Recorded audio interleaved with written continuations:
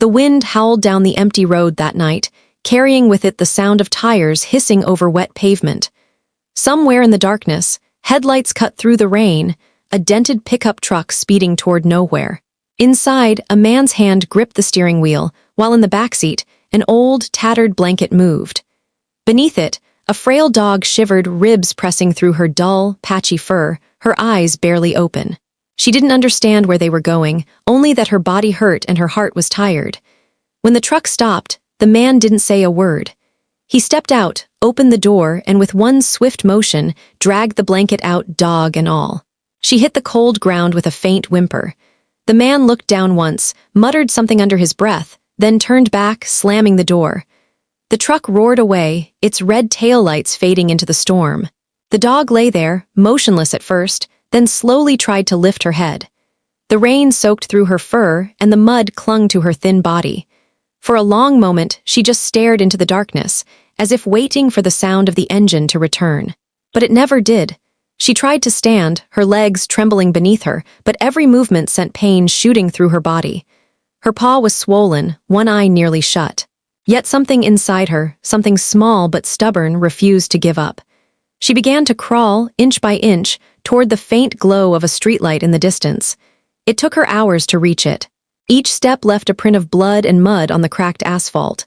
By the time dawn began to break, she was curled beside a trash bin behind an old gas station.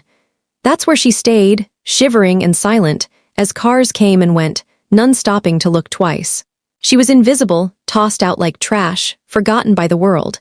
But fate has a strange way of showing up when hope is gone. Later that morning, a young woman named Sarah stopped by the gas station on her way to work. She almost didn't notice the dog, just a small, muddy lump against the dumpster. But when she opened her car door, she heard it, the faintest sound, a soft, broken whimper. Sarah froze. Her eyes searched the shadows until they fell on a pair of trembling brown eyes staring back at her. "Oh my God," she whispered. Without thinking, she dropped her coffee and ran. The dog tried to back away, terrified, but she was too weak to move. Sarah knelt down, her voice shaking as she spoke softly. "It's okay, sweetheart. I'm not going to hurt you." She reached out slowly, her hand trembling as she brushed away the wet fur from the dog's face. What she saw broke her heart, bones jutting out, scars running across her body, and eyes that had seen far too much pain. Sarah wrapped her in her coat and lifted her gently. The dog didn't resist. She just rested her head against Sarah's arm, as if she'd finally found a reason to stop fighting. Sarah placed her in the backseat and turned up the heat, whispering, "You're safe now."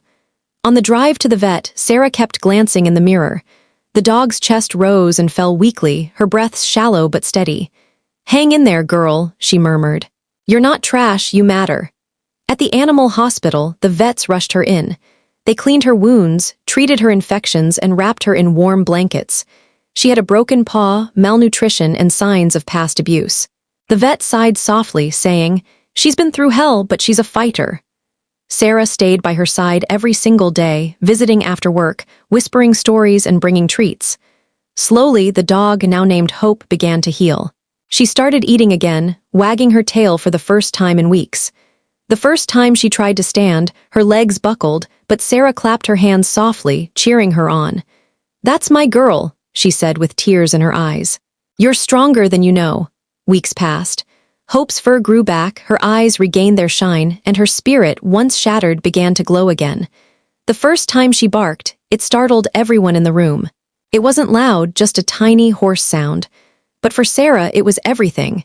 It meant she hadn't given up. It meant she remembered what life felt like. One afternoon, Sarah took Hope to the same spot where she had been found, not to relive the pain, but to show her how far she had come. Hope stood by the trash bin, sniffing the air, then looked up at Sarah. The wind brushed through her fur, and for the first time she didn't look afraid. Sarah knelt and whispered, "This is where you were tossed away. But look at you now."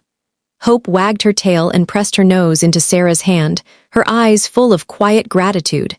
Months later, Hope's transformation was nothing short of a miracle. She ran through fields, chased butterflies, and slept peacefully beside Sarah every night. Her scars remained faint reminders of what she had survived, but her heart was whole again.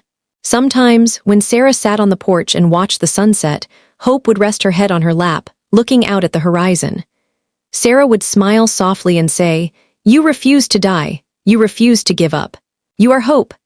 And in that golden light, with her tail wagging and her heart full, the dog once tossed out like trash became a living story of love, strength, and second chances, proof that even in a world that throws away too much, some souls refuse to be forgotten.